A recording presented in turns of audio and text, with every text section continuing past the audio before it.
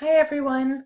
The learning outcomes for this unit, which is Unit 9, we are going to discover and assess the causes, events, and effects of World War I on the world. And it really was a world war with global reaching arms because it wasn't just between European superpowers, it also included colonies across the globe. The time frame that we are going to be discussing is 1914 through 1919, and some of the main topics that we will be including in this discussion include politics, empires, and how some of them disintegrated, the rise and increase in a tremendous way of nationalism, pride for one's own nation or people, and how propaganda was used to make the war seem bigger than it was and to make the enemy seem like an extraordinary threat, and how societies were altered. And all of this is surrounding World War I. Our IDs, our map IDs, and our timeline, our focus question, and this is something that you should consider thinking about throughout this entire lecture, because we will answer it. And it's a big question, and there are a lot of points that need to be discussed in order to properly answer this question. So what were the main causes and major far-reaching consequences of World War I? And when the question says far-reaching, that refers to both time and place. It was thought that it would be a really short, fast war. We'll be home for Christmas was a saying that soldiers would say to their families. And of course, it ended up lasting 4 years and millions of deaths. And it really touched almost every part of the world. We'll look at a map in a moment, and it's almost completely colored in because between the empires and their colonies, it really grew to be a tremendous experience, worldwide experience.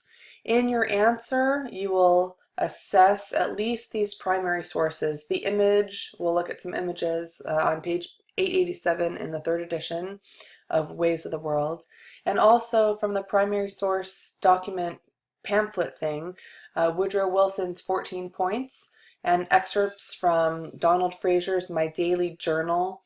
That is a really interesting read. It's very poignant, very emotive, emotional, it's raw, it's real, and it's a first-hand experience of what it was like to be on the front lines. Donald Fraser is a Canadian expeditionary, so you get the Canadian perspective from the Allied forces and his view of the Germans who you'll see he starts out calling them names, and by the end he realizes that it's someone's kid who was just killed, and the enemy is just following orders like he is. And then also we should look at excerpts from the Treaty of Versailles and how think about how this affected things in the future. The Treaty of Versailles, I think, was a really big consequence of World War I that led to World War II in a lot of ways. So all of these are on that handout, the primary source document handout. So in talking about World War I, it's important to discuss some key terms, including nationalism. And the time frame that we're dealing with when we talk about the rise of nationalism is starting in the early 1800s, in particular when Napoleon in the late 1700s and early 1800s goes into other parts of Europe and takes over. And people really, in a lot of ways, appreciate some of the reforms that he provides, more equality and more social services, more education, more roads, but they really hate the idea of being controlled by a different group of people, by the French. So pushing back against the French helps push forward other European nationalisms, pride in other in their own country as opposed to in being part of France. So nationalism as a definition would be the sentiment or the cultural tradition, or the social movements, and a close connection which focuses on pride for a nation or a people. It's the way people think about themselves and the group that they consider themselves to be part of, either a nation or a people. There are some nations that have not always had a home. The Jews, for example, Jewish people would be considered the Jewish nation, or would consider themselves a Jewish nation, even though they had been sort of displaced for a few thousand years until 1948, until after World War II, and their Jewish state was created, the state of Israel, the modern state of Israel, should I say. And nationalism in wars is kind of interesting. It's not just pride in us and saying we are the best. It leads to we are better than the other, quote unquote, other.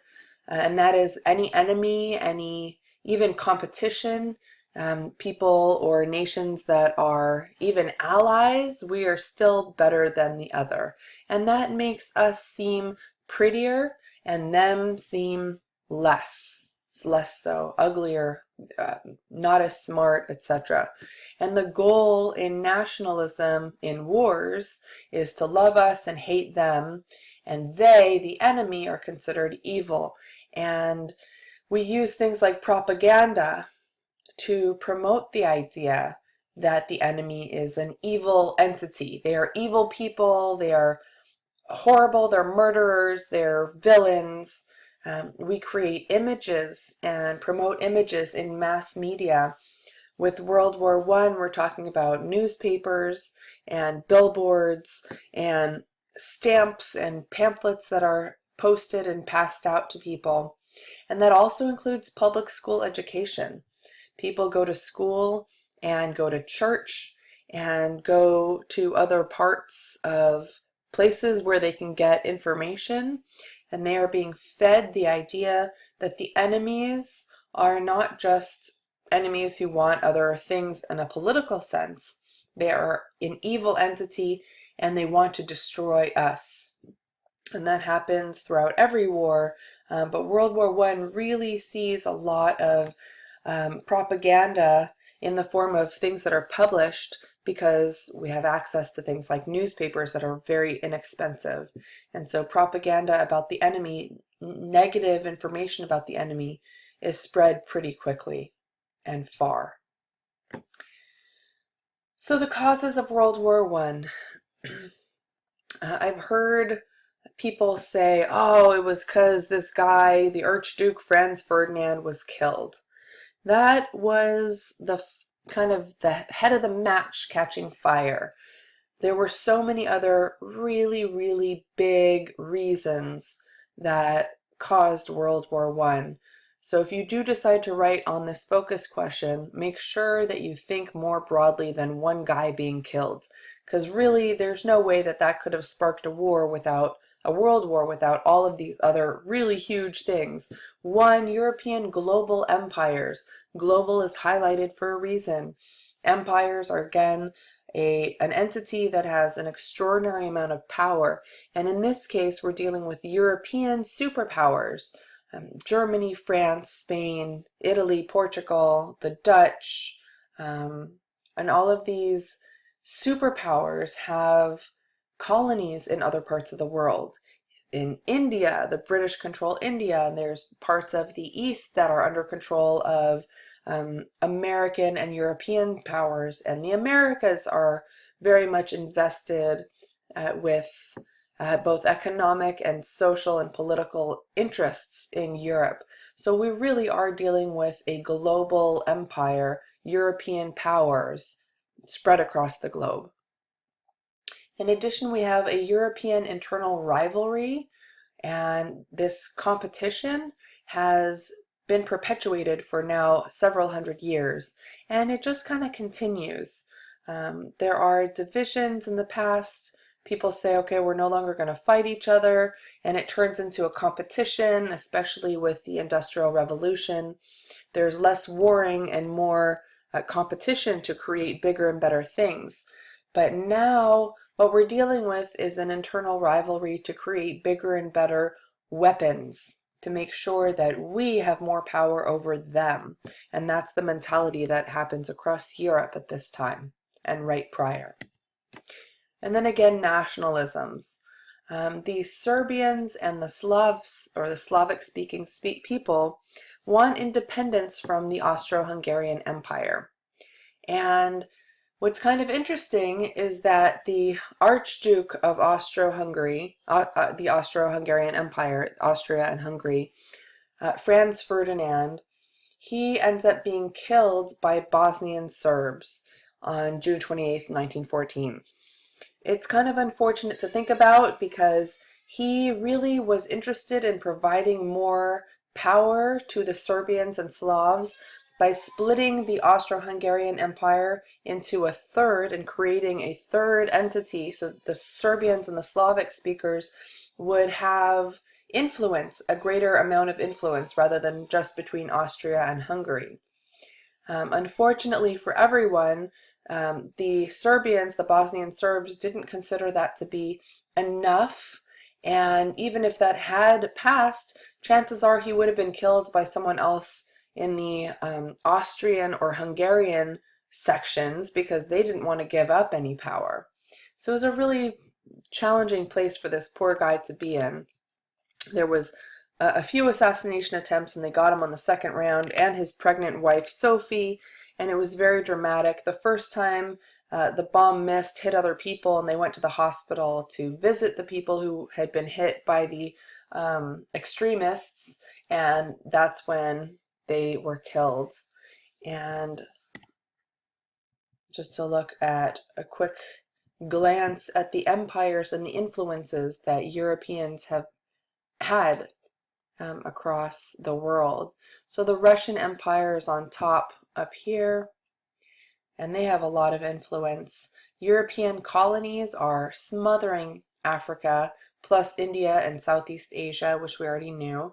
The British dominions, I like the way they call it, include not just Great Britain up here and the Union of South Africa down here, but also Australia and New Zealand and Canada. And the British Empire is really, really powerful at this time. Europeans also have some influence here in South America. And South America and North America are gleaned off of independent European-derived states. So Spanish mainly and Portuguese, plus the British, have influences over several hundred years in the Americas. And then in the East, the Arabian Peninsula, in the Middle East, the Ottoman Empire and China, all are semi-colonial regions with a lot of influence in Europe as well. Or should I say the Europeans have a lot of influence in those territories. So again, causes of World War I, it's really an accident waiting to happen. And I think the biggest reason is inflexible diplomatic alliances. What does this mean? Let's take a quick look. So the Western Allies, or the group that called themselves the Allies, include Russia, who had an alliance to defend Serbia. When the Serbian killed the Austro-Hungarian Archduke Franz Ferdinand, then the war was declared against Serbia, so Russia stepped in to defend Serbia, and France stepped in to defend Russia. And there was England stepped in to defend France, and it was really more of a verbal agreement to defend France, but really England had to defend Belgium, which also had been attacked, plus all of the colonies. Plus, eventually Japan joined in. Italy started off on the opposition, and because Italy said, I will defend Germany and the Austro-Hungarian Empire in the case of a defensive war, Italy called them as attackers and decided to switch side to the Allied side. The United States declared itself neutral and refused to take part in the war all the way until 1917, until almost the very end of the war. And what finally got the United States in the war was Germany's refusal to treat waters as neutral territory, and the United States was shipping goods to France and to England. So even though the United States claimed to be neutral, they were definitely on the side of the Allied powers and were providing a lot in the form of food and munitions and support without the ground troops to the Allied powers, especially to France and England. So eventually Germany, with their U-boats, their underground, or underwater boats, they refused to say that the waters were neutral territory, and any ship that were to come through would be hit. Then the United States' goods were being threatened, and when you threaten American products, you get war. That's exactly how it worked. And the Western Allies fought against what are called the Central Powers, and that included Germany and their colonies, and the Austro-Hungarian Empire, and the Ottoman Empire, plus a few other allies. And here's that crazy map that I was telling you about. The green countries are the Allied powers. They're also called the Triple Entente, and that's including the European superpowers and their colonies and their allies.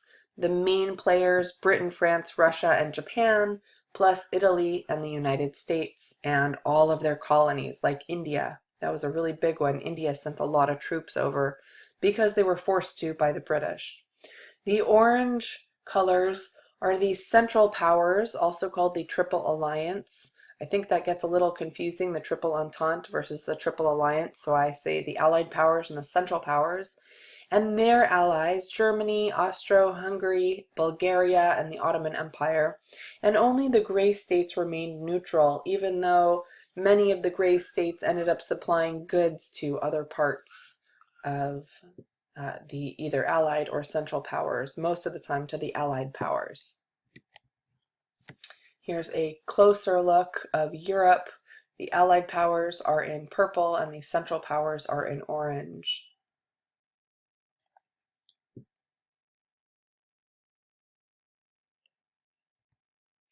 Okay, so war propaganda, or a war propaganda machine, and social militarism. This is another really big reason that provoked World War I.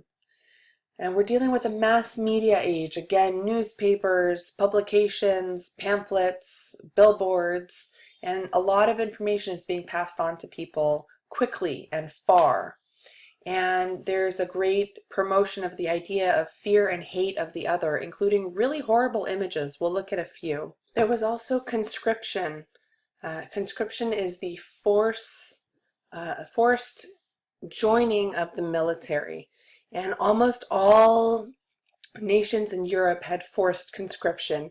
If you were of the age, a male around 16 plus years old, you would be forced into the military. In all countries except for Britain, there was conscription. And the British government even provided white feathers to women to give to their men as a sign of cowardice. And if you were a man and didn't join the war effort voluntarily, you were considered to be cowardly. So even without forced conscription, there was a social stigma against not joining the total war effort to ensure that the proper powers would win. There were also uniforms and parades. In parades, we would have political leaders, a government official in a military uniform, and this would just go to promote the idea of social militarism. Anyone who wanted to run for government office had to be promoting nationalism and had to be promoting the idea that he was strong. I say he because only he's were running for political office at the time. So if a man were to be running for office, he would don a military uniform. Even if he was never in the military himself, he would find a military uniform, put it on, and parade in public. All of this stuff led to popular support for war, and this also meant that the war would become a total war. Total war includes everyone and everything. Men, women, and children. Women make children, and children grow up to become men or soldiers in war. And so it wasn't just male soldiers who were the targets. It was anywhere that a person could be on the side of the enemy was considered a legitimate aim. And that included hospitals and schools, and that included animals. Farms feed people who are military men, so farms become targets. Horses become targets. A very kind of unfortunate outcome of this war is animals that are harmed. And then lastly, as far as the social militarism and war propaganda goes, is ready-made war plans. People had an idea, governments had ideas as to how, if a war were to happen, how they wanted it to end up. And this kind of reminds me of if a team is going to play, like a sports team is going to play against a different sports team, they have plans. You guys are going to be the offense and you're going to circle around here, and the defense, you're going to do man-on defense or zone defense or whatever it is, and that's how we're going to win. And in this case, you always want to make the first move because that means you will be in control. You don't want the other side to flip the coin and get the first kick because then you won't be in control. So being in control is really important because then you can fulfill your plans. So this kind of leads to trigger-happy nations that are just on the verge of pressing a button to go to war.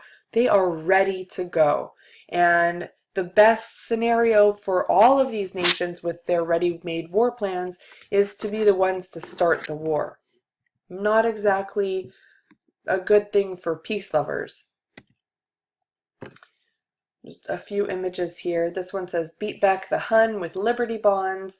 A bond is something that you purchase from a government, and you basically are giving the government money to use now, and in 10 years, say, or however long the bond is for, in 10 years you'll get back your money plus a little bit of interest, and if you wait longer and lend that money to the government for longer, then you'll get back more money later. And so this image is saying, beat back the Hun with Liberty bonds. You should buy Liberty bonds so that we can destroy the Hun. Now the Hun is a derogatory term for Germans, and it goes back to this Eastern European leader, Attila the Hun, who was extremely violent and just massacred enemies. And the Huns wore spiked helmets, and the Germans wore spiked helmets. So that there was a connection there. The German Kaiser Wilhelm II, in a speech before the Germans went to fight in the Opium Wars in China, Kaiser Wilhelm said to his men, we're going to be like the Huns, we're going to take no prisoners, kill everybody, leave no one, there should be no sympathy for the enemy, so that the Chinese know to never mess with the Germans again, to never look askance at a German again.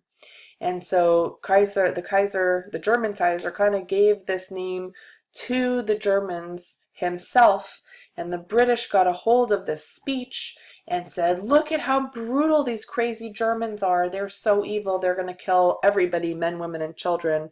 We have to destroy them.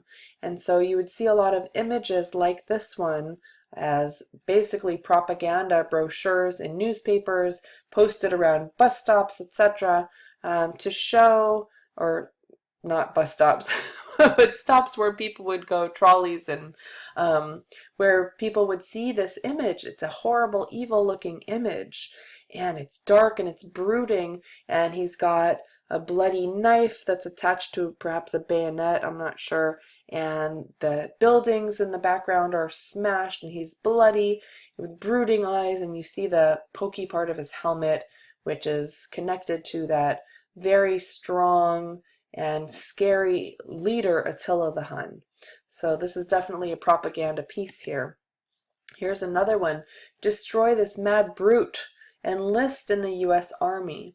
And you see this mad brute, this gorilla figure, holding a bat that says culture with a K, which kind of is a throw towards German culture, and he's landing on America. He's stepping on America, and he's holding poor Lady Liberty, and he's undressing her even more than she already probably was undressed. And she's screaming and crying, and there's nothing she can do. And you see across the waters, there's Europe in shambles. And this is what's going to happen if the mad brute, if militarism of German powers is not destroyed now. So you, young men, need to enlist in the U.S. Army to protect America from the German culture. Pretty powerful propaganda here. And again, he's wearing the Hun hat, the helmet with the spike on top. Okay, a few more reasons for the causes of World War I. Industrial militarism. And that is the idea that all industries have to go towards the war effort, which is again a promotion of the idea that war is total war and it includes everything. Perhaps before, a manufacturing facility created airplanes. Now it's going to be turned to create airplanes for the war effort. And perhaps before, a place was making pots and pans, and instead now they're going to be making tools for the war effort. So even manufacturing facilities become part of that total war effort. Everyone is involved to win, and that also means that everyone is involved to be killed by the enemy. Everyone can be a target here. And with new industrial militarism, new war technologies are developed. A lot of new war technologies are created. And that's not just weaponry, bigger and better guns that can shoot extremely great numbers of bullets, but communication technologies. We'll look at a few in a second. And then lastly, naval technologies. Naval warfare becomes an extremely important player in World War I. So a few images here.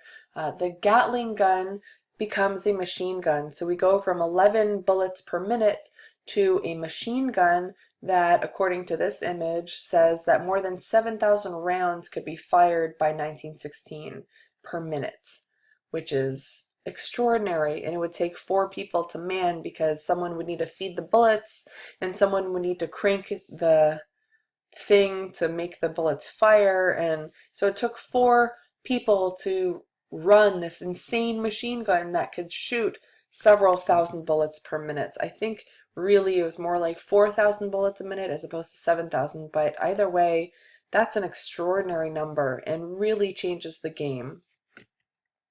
Zeppelins, or dirigibles, otherwise known as blimps, were used for bombing, and they would go over a city and just drop bombs without discriminating against whether it was a school or a hospital or a military facility. Again, this is total war, and that's all that matters. Tanks. Tanks are a really big machine that is fortified with strong metal and doesn't have wheels. It has this big round sort of one wheel that can climb over all sorts of territory. Really intimidating, really loud, really scary at first. But if they were to be hit by a bomb of some sort, then it's just dead space, and the people inside of the tanks become targets pretty quickly. And aside from being something to hide behind in no man's land, which is just an open space with no trees, no holes, nowhere to hide, the tanks didn't really do very much aside from intimidate people in the beginning of the war effort when they were first created. And then barbed wire. Down here there's an image of barbed wire, and this was really an important part of trench warfare. And we'll talk about that in a second. But barbed wire is basically wires that have little pokey things on them. You don't want to prick yourself on it, because at this time there is not enough things like antibiotics to go around. So if you are poked by some barbed wire, you can just get a little scratch and end up dying from an infection. And then chemical warfare. We'll look more at this in just a second. Some communication technologies. A telegraph provided the ability to communicate over long distance, and Morse created Morse code, so it sounded like beep beep beep beep beep beep beep beep beep beep beep beep beep, and that somehow was an alphabetical order that created words and people understood it. And this was important for passing secret codes, and eventually they were deciphered, so other codes needed to be created, but really important for the war effort to create this telegraph. Railroads, really important because they provide not just the movement of people, but the movement of munitions or ammunitions, guns, and food supplies for the soldiers. And planes were also an important part of the war effort, mainly for reconnaissance missions. Reconnaissance is to gather information. They would look down to see troop movement. There was very little bombing, but there was some strafing, some low-flying gunners that would go down and fly really low and shoot their guns. But for the most part, planes at this time were used just for information gathering, for reconnaissance missions. And then the naval competition. Again, European empires were competing for trade routes. The UK, Britain versus Germany. And this is really important. This is a dreadnought, a huge gunner that had tanks, not tanks, they had cannons and a lot of interesting sonar information here. And they attempted to block the German ships from moving and from getting goods. We'll look at a map in a second to show how landlocked Germany is, and so getting goods by water is really an important part when you're surrounded by enemies. But the British did a really good job with these dreadnoughts, these humongous ships, to ensure that the Germans didn't have the capacity to sail past them. So what does Germany do? They create U-boats or underwater boats or submarines. And with those submarines, they conducted sabotage, and they ended up breaking the blockade of these dreadnoughts because they could go underneath the water. And sabotage includes bombings of other ships and of land, and they were able to go right underneath the ships that were floating on the water to go and trade with other countries that they were allied with. What's interesting about the submarines is that they kept being sunk by the British and the Allied powers, and the Germans would just lift the submarine out of the water and patch up holes, fill it again, and send it on its merry way. And this happened repeatedly. I would not want to have been a military man for the Germans working on a submarine, that's for sure. But the submarines really helped provide Germany with power during this war. And there's Germany in red, and you can see that being surrounded by enemies for the most part, especially on both sides, France and Poland, it was important for Germany to get water access for goods and trade. Okay, so major consequences of the Great War. So we've talked about all the major causes, and now we're going to talk about the consequences, the ending. What happened after World War I ended? Well, one, it ends in a defeat of the Central Powers, and I put a question mark next to the defeat because there was sort of a surrender of those three major empires, the Ottoman Empire, the Austro-Hungarian Empire, and the German Empire, plus their allies, the Bulgarians. And it ended in an armistice, meaning a sort of timeout. We're just going to press pause here for a few minutes. We're going to recoup our efforts, and we're going to come back to this war at another time. At least that was the belief of several people in those three empires that ended. So I put a question mark next to defeat because the Central Powers weren't fully defeated. They thought that there was more to come. And it formally ended with what is called the Paris Peace Treaty in early 1919. And the Paris Peace Treaty had a lot of implications for the future. We will talk about that in class. But basically, Germany was the one to receive most of the blame for this whole war, and Germany was supposed to pay reparations to help the Allied powers heal after the war effort, or after the war ended. And of course, Germany had also been destroyed, so having a destroyed country paying a lot of their gross national product, a lot of their money to other European nations and to the United States, that was really hard on Germany and on the German people.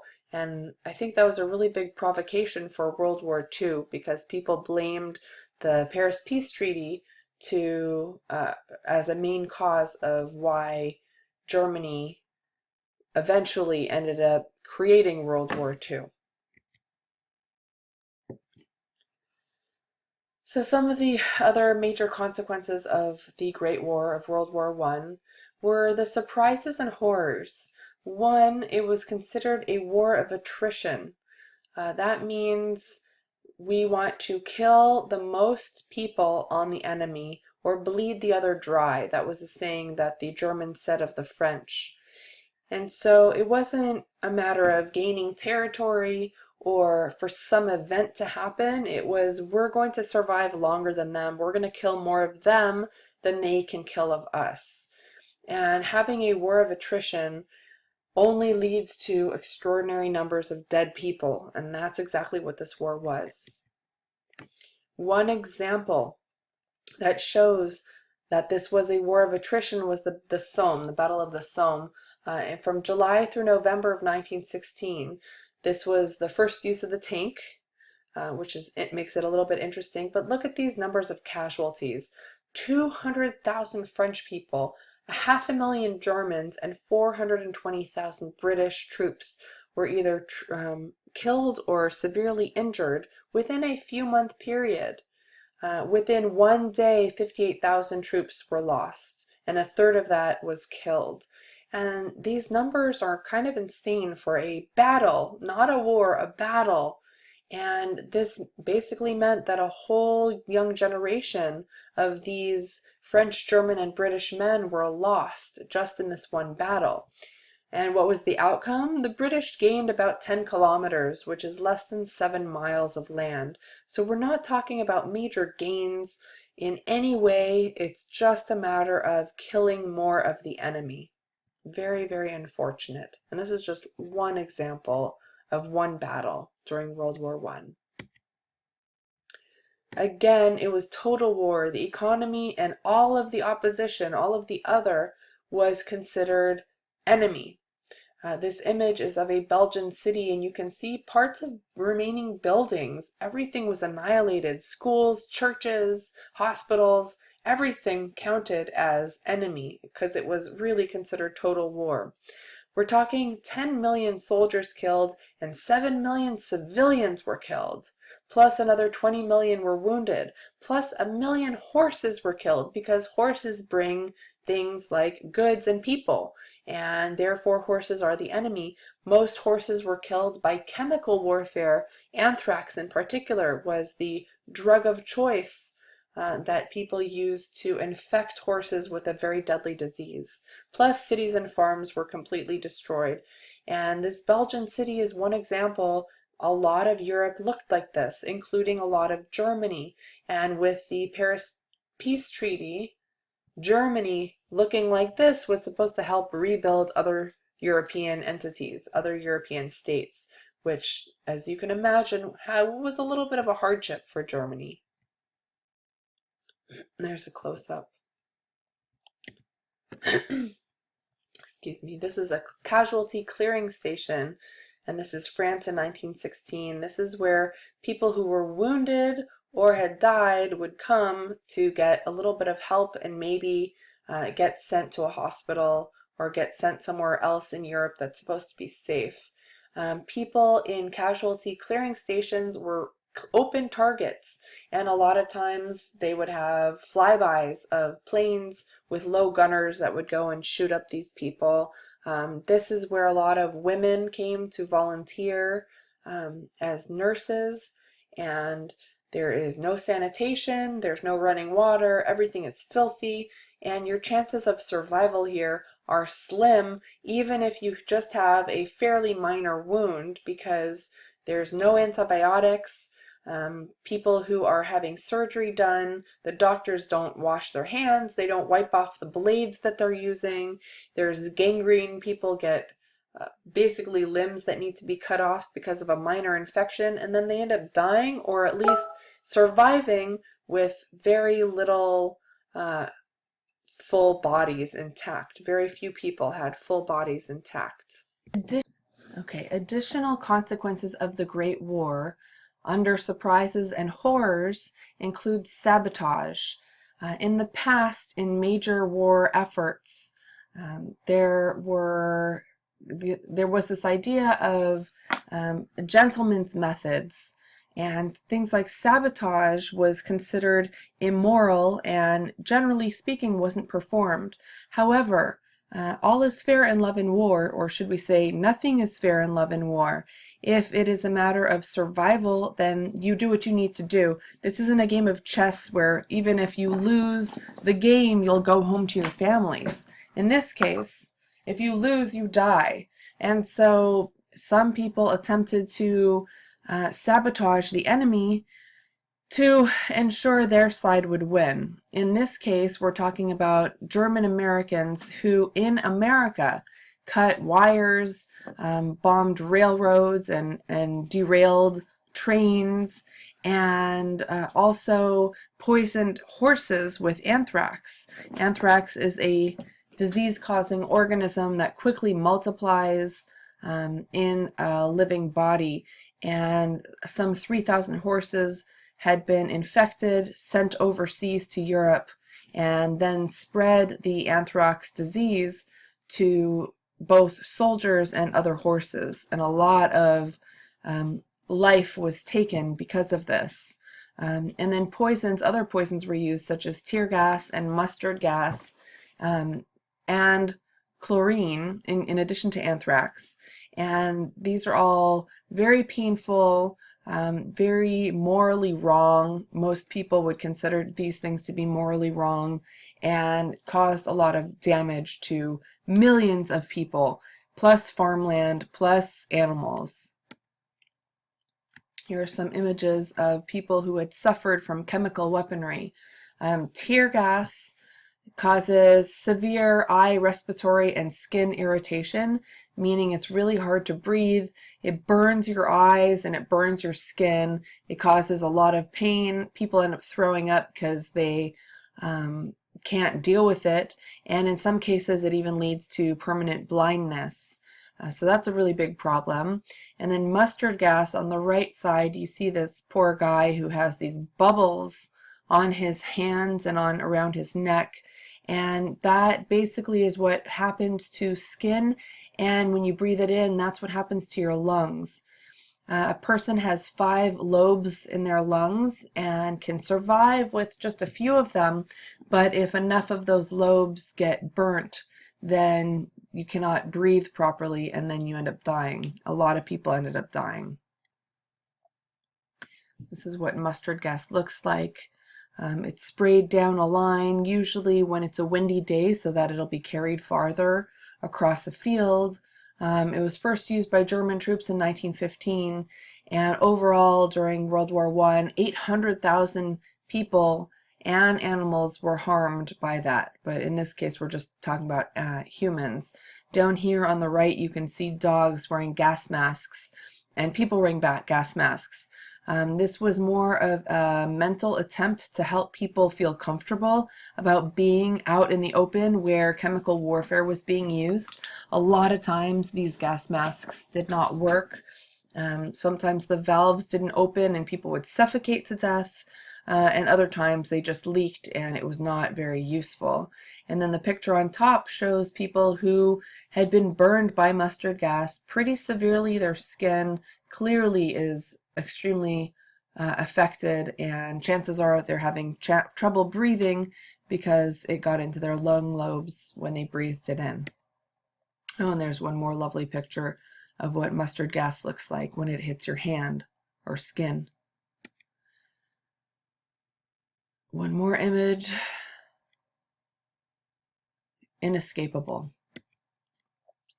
1 million horses overall during World War I were killed by anthrax. Again, that disease-causing organism, it quickly multiplies in a living body, and about 3,000 horses were poisoned to begin with in America, shipped overseas, and then that spread. A few more of the surprises and horrors of World War I are trench warfare. And trench warfare is this hole, like a tunnel that's dug out, and it doesn't have a roof. And the situation there is completely brutal. And that is because you're kind of almost an open target to random stray bullets that can be shot in. There aren't direct shots from the enemy because you're in a tunnel, so to speak, a headless tunnel. It doesn't have a roof, but many times stray bullets would land in. And then the seasons were really harsh. In Europe, in the summer, it could be really dry and dusty and hot. In the winter, winters are horribly painful. There are no rooms to go change in, so if it were to rain or snow and someone would get wet, they would have to stay in that wet clothing. The tunnels, the trenches, eventually are filled with all sorts of bodily fluids because there's nowhere to go. There are no restrooms. And if someone gets shot, they just stay there until they turn to mush and people step on their comrades or enemies. It's an extremely brutal experience. And right outside of the trenches is what is called no man's land, because no man can survive there. It's just open field, nothing to hide behind or in, and there's no way that people could really survive crossing no man's land. And then in some instances, tunnels were dug underneath the enemy. In one occasion, for example, a 5-mile tunnel was dug underneath German troops, and then it was exploded, and some 10,000 Germans were buried alive and died. This is a picture of a trench. As you can see, the walls are just mud. It's raining. They're sitting there with shovels trying to keep the trenches open and clean, but it's virtually impossible if it's raining to stop the mud from dripping down. Another image of trenches.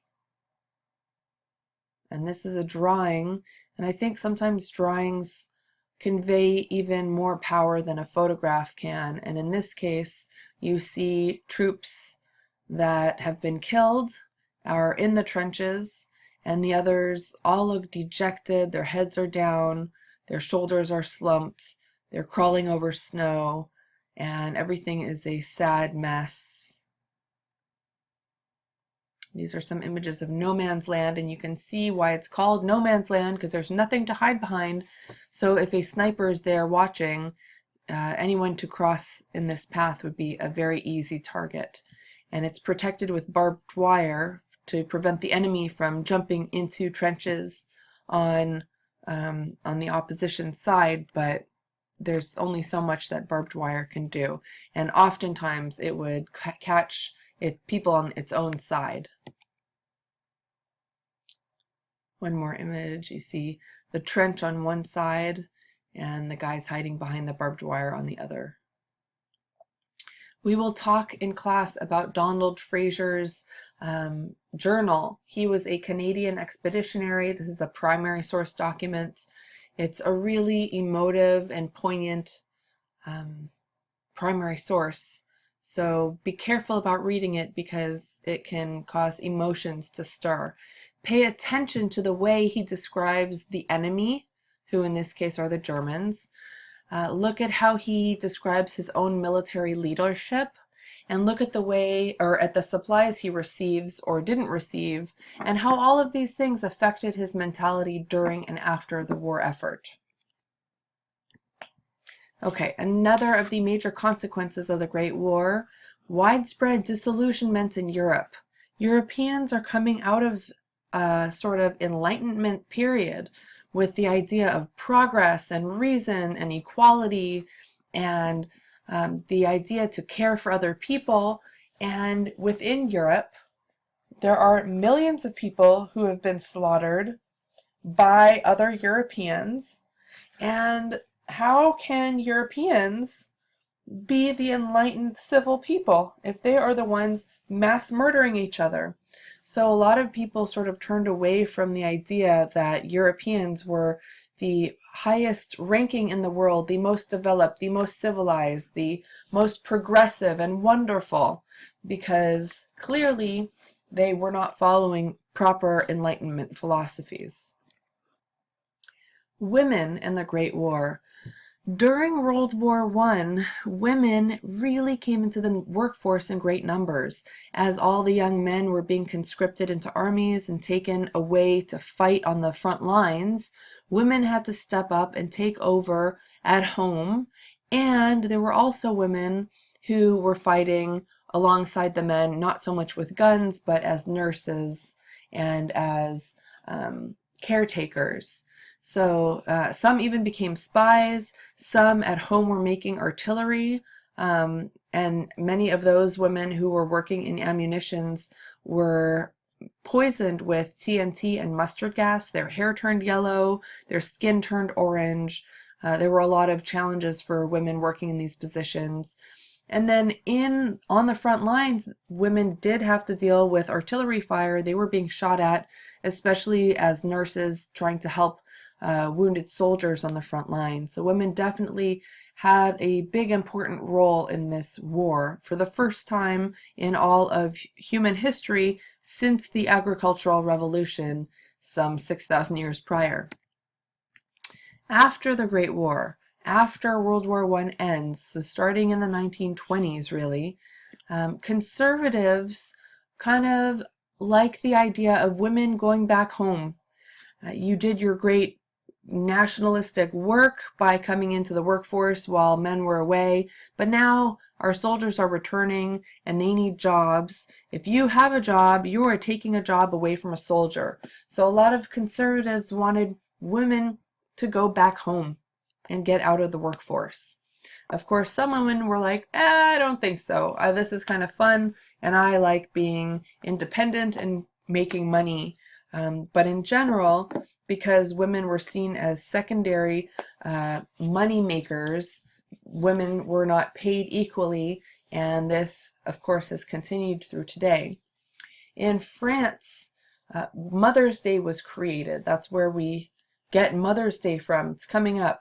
Mother's Day is really important across many European nations and the United States because mothers are an important and integral part of society. But it was created in France to promote the idea of women being homemakers. Women should go back home from the workforce and go make babies. And part of that is just to repopulate the huge chunk of people who were killed during World War I. And another reason was to make future soldiers. So that was women's role, at least in France, and that idea spread through other parts of the Western world. Additionally, the 20s was the jazz age, and women became flappers. They had short hair and short skirts, sleeveless dresses, and they went to nightclubs, and they had control of their own sexuality, and they went drinking and dancing, and a lot of course, conservatives were freaking out over this. That is immoral and wrong, and women need to be protected and in the home. But women started to become more liberated. Additionally, the push for suffrage, for the right to vote, and women's rights was pushed more and more, and finally, it wasn't until after World War I that women gained the right to vote in most European nations and in the United States as well.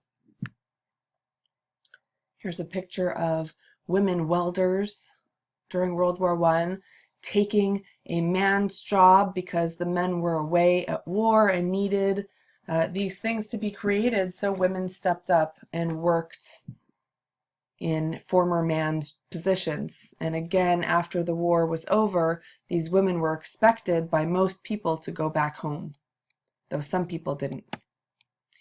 These are VADs, voluntary age detachments, and these are women who worked as nurses and cooks and kitchen maids and clerks and housemaids and ward maids and laundresses and motor drivers, etc., and all were urgently needed according to this ad. It's interesting to see how clean these women are, both in the picture and in the advertisement. In reality, there were no showers, there were no laundering facilities, and women who were on the field would be covered in all sorts of bodily functions and would not have a chance to go and clean themselves off, at least not on a regular basis. So their white outfits would be covered in many other colors. Women also acted as spies during World War I. This is one example, Mata Hari, this is her stage name, and after she grew to be of an age where as being a stage dancer was no longer profitable for her, it was said that she went and became a spy for Germany.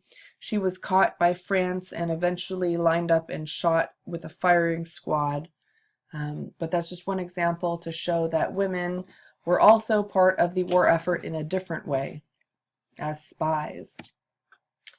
A few more ads. This one says, sow the seeds of victory, plant and raise your own vegetables.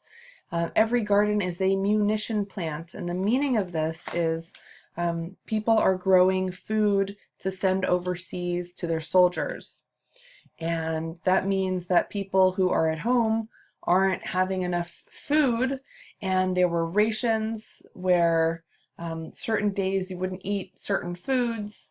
To save them, people were asked to save their fat from foods like bacon, and women were supposed to grow gardens to feed themselves and their community, and even maybe to send some food overseas. Another image, National Service, Women's Land Army, Godspeed the Plow, and the woman who drives it. These again are man's jobs that women are stepping up to take during World War I because men are gone. So it says apply for enrollment forms at your nearest post office or employment exchange. And these are young women stepping up to do jobs that have been for thousands of years kept for men only.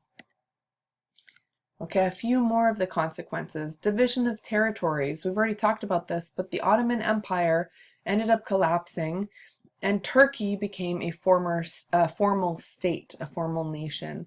The mandate system was set up, and the mandate system is basically European powers, the British, French, plus Japanese, plus 4 others, who were to divide and control territories that were formerly part of the Ottoman Empire, the German Empire, and the Austro-Hungarian Empire.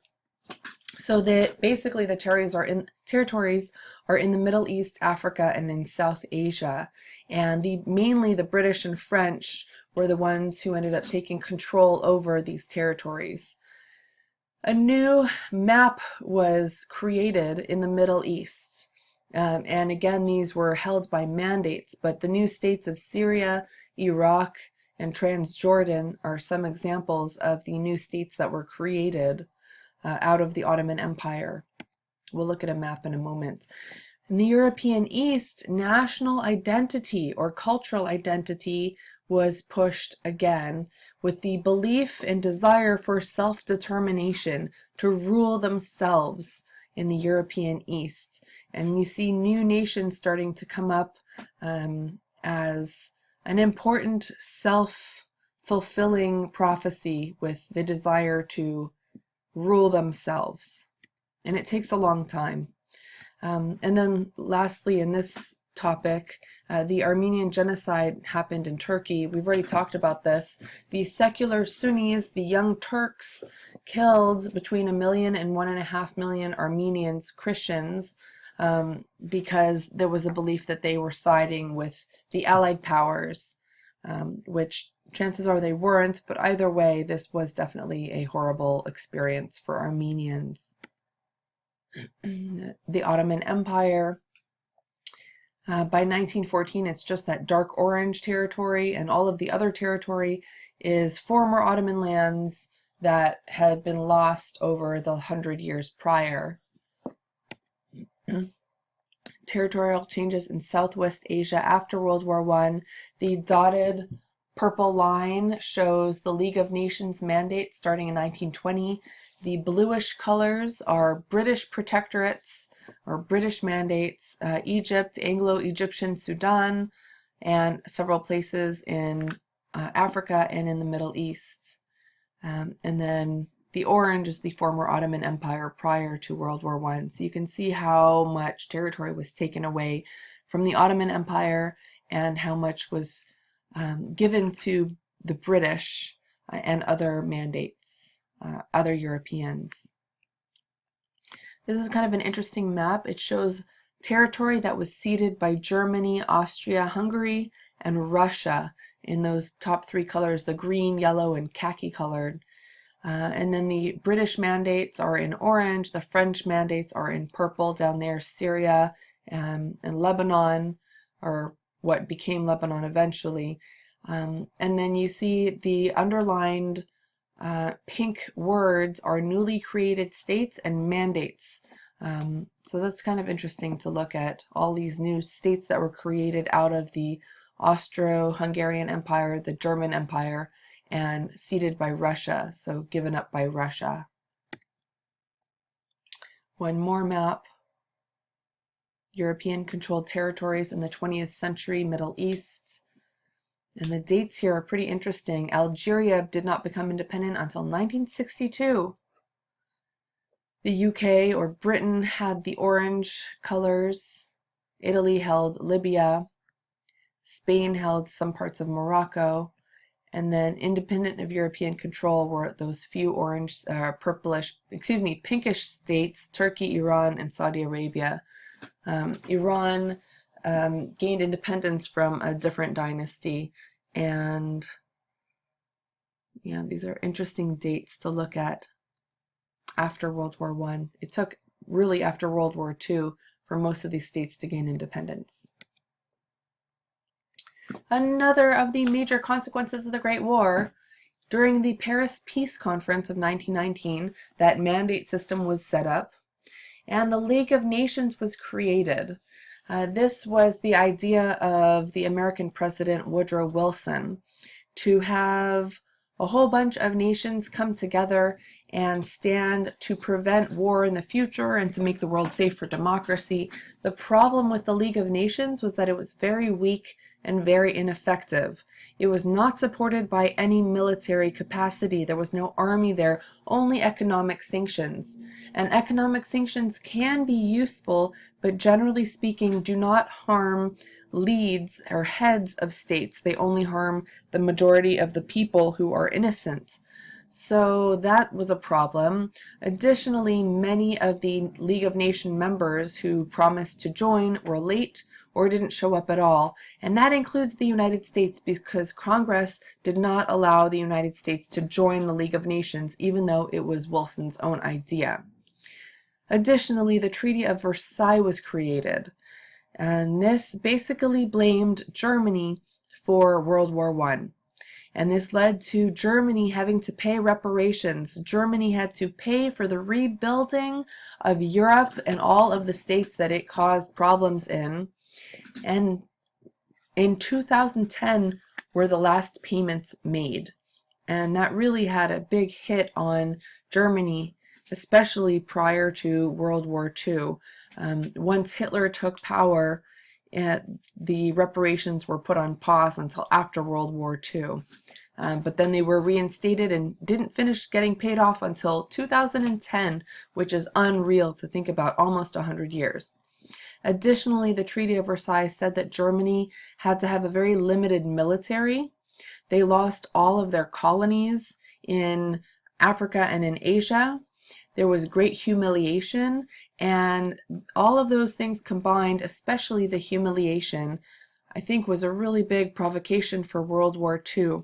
There were people who came into power in Germany who said, We are not to blame. We are not paying these reparations. In fact, we are going to go to war and take back what's ours. And namely, one of the head people who said that was Hitler. We will look at the primary source document, the Treaty of Versailles, or excerpts from the Treaty of Versailles. Make sure you take a look at that. It has some pretty interesting parts to it. This picture shows some important people, one in particular. The Great War to end all wars that ended in an armistice, a timeout, or a pause, led to World War II because people were provoked. On the left side, in the front row, there's an X over someone with a mustache that is not recognizable. When he shaved the sides of his mustache, he would become very recognizable and very memorable. That was Adolf Hitler. And he really was ready to go back and fight in World War II, and he did. In that Paris Peace Conference, Woodrow Wilson, our American president, wrote what is called the 14 Points. And in that, it was said to make the world safe for democracy with free navigation, economic exchange, and sovereignty. Of course, sovereignty was only for people who were powerful to begin with, and that did not include the colonies. Colonies were absorbed by the winners, and the goal was to quote-unquote prepare them for independence. But as we saw on the maps prior, that didn't happen for 10 to 40 plus years after World War II ended. Oh, excuse me, after World War II ended. 10 to 40 years after World War I. And something else that's sort of interesting, the idea is to make the world safe for democracy. The problem with this is that not everybody likes democracy or wants democracy. Namely, socialists or communists, in particular those in Russia, find the idea of making the world safe for democracy to be a pretty sizable threat against their own way of living or their own desire to live in a communist state. So these words end up causing a bit of anxiety across the globe later on. The view from the colonies, another major consequence of the Great War. People in the colonies are stunned, are shocked by the slaughter that has taken place in Europe. White people fighting against white people. And these are people who are supposed to be enlightened, and they are supposed to be the most advanced in the world, and yet they've just massacred each other in the numbers of up to 20 million people. And so that's kind of shocking. How are these people supposed to be better than us, more enlightened than we are, and yet they just massacred each other for really no reason? Also, the colonies were promised reforms and promised independence, and of course none of this was kept. People who were colonists, like British people, told their Indian counterparts, their colonies, the people who they were controlling in India, for example, that if you come and fight as a soldier in war on our side, when we are done with the war, you will get all sorts of reforms, you will gain equality, you will gain independence, and none of that happened until after World War II, so we're talking another 30 plus years. And then again, the mandates were created. Rather than getting rid of old empires and creating independent states, territories were once again under the control of other European superpowers like the British and French. The sabotage that was conducted during the Great War ended up being a really big challenge for World War II. For example, the German sabotage during World War I led people to freak out over anyone Japanese during World War II because America was at war with Japan. Japan attacked Pearl Harbor, which is in Hawaii in the United States. And as soon as that happened, Japanese people or anyone in America of Japanese descent was gathered up and stuck into internment camps, which were uncomfortable, to put it mildly. We'll talk more about this during World War II lecture, but It was just kind of interesting to see how the sabotage, the German sabotage, led to, in an ironic way, the internment of Japanese people in America, which today would be considered by many people as pretty racist. And then the propaganda in World War I, showing those images of those horrible, scary monster Huns, and all of the evil things that were happening. Many of them were true in a lot of ways, but the propaganda of World War I led to less belief in the atrocities that were actually occurring in World War II.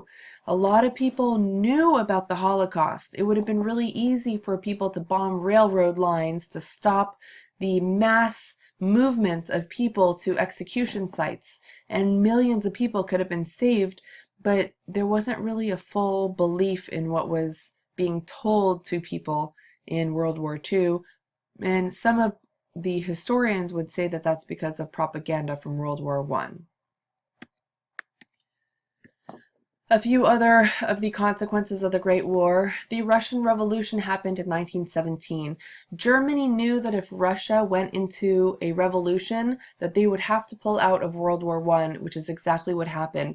They brought Lenin back from another European country. It provoked a revolution, the Tsar was deposed, and the first communist state was created, headed by the Bolsheviks, which were communists. And Russia had to pull out of World War I, which was to the benefit of Germany at the time. Japan expanded into German territory, namely in China.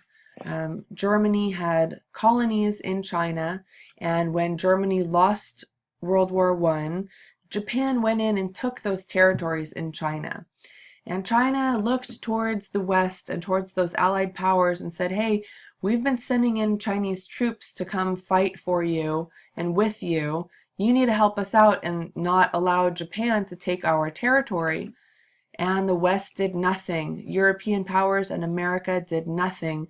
So China turned towards the Soviet Union, the USSR, for protection against Japan. And of course, that led to China turning towards communism as well. And to today, China is still a communist state. The United States rose in power in a tremendous way after World War I, partly because the United States was sending so many goods over to Europe, to the Allied powers during World War I, and all of that had to be paid for. So the United States came out doing pretty well before even rebuilding Europe. And then the United States helped to rebuild Europe with lots of loans and goods.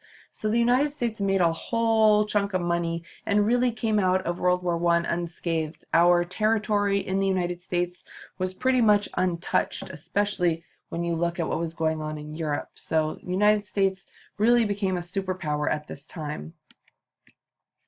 Eventually, the Great Depression hit, starting in 1929, about 10 years after the end of World War I, but it's all sort of interrelated because the war effort provoked a lot of industry to be created. After the war was over, a lot of industries started to fail, and then the Great Depression happened because people were playing the stock market and there weren't regulations. Okay. Wow, that was a lot. So the focus question, what were the main causes and major far-reaching and time and place consequences of World War I? Make sure you look at the primary source documents that are in the handout, and make sure if you decide to write an outline for this focus question that it is extremely thorough. There are a lot of causes and a ton of consequences of World War I. Good luck. And just a hint towards some American influences. These images are kind of interesting, especially the one on the top. This is an African American group serving from New York in the American Regiment. You can see that everyone is black because there was still racist policy in America, and there was segregation. So these troops who volunteered to go fight in the war fought in their own regiment, and they received a lot of honors. And on the bottom you see biplanes flying over the trenches and people in trenches. So you can see how open and uncovered these people are. All right, I hope you enjoyed this World War I lecture, and I'll see you in class.